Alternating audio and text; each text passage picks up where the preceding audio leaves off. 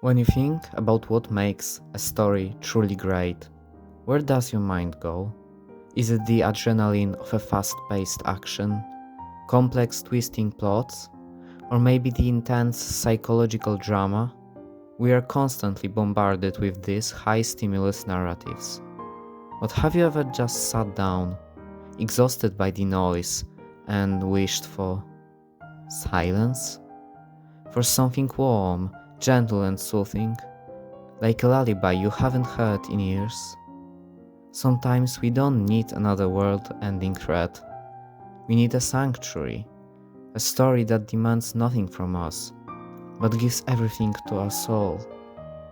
One such story, and the reason we are here today, is So no Frieren. We meet Frieren not at the start of an epic adventure, but at its very end. The Demon King is defeated, the confetti is falling. For the heroes, it's the culmination of their lives. But for Frieren, an elf with a lifespan stretching into eternity, their 10-year journey was nothing more than a blink of an eye. A fleeting afternoon. At first, she seems distant, almost cold. She watches decades pass like we watch minutes. People enter her life and vanish before she even learns to memorize their faces. It is only when Himmel the hero dies that the armor cracks. Standing over his grave, she realizes the tragedy of her perspective. なんでもっと知ろうと思わなかったんだろう。 And so, her real journey begins. A journey to understand the hearts of human beings, to learn the weight of a moment before it becomes a memory. She travels the exact same path as she walked 80 years ago with Himmel, Hater, and Eisen. But this time, everything is different. Where there was once a small village, now stands a forest. Where they once fought monsters, now children play. She sees the physical passage of time that she used to ignore. Every town she visits triggers a memory, an echo of a joke Himmel told, or a kindness Hater showed. Accompanied by Fern and Stark, the legacy of those very friends, she isn't just moving forward. She's collecting the pieces of the past she originally missed.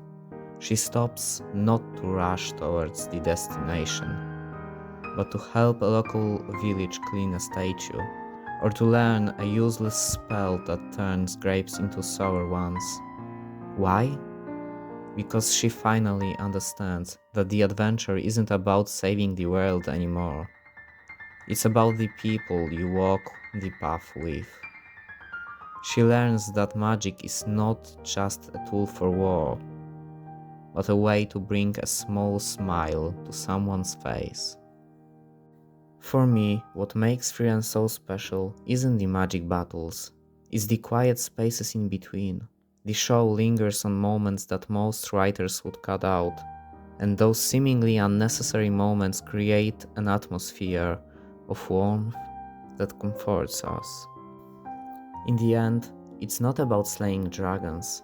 It's about spending months searching for a specific flower just to decorate a statue, simply because a friend once loved it.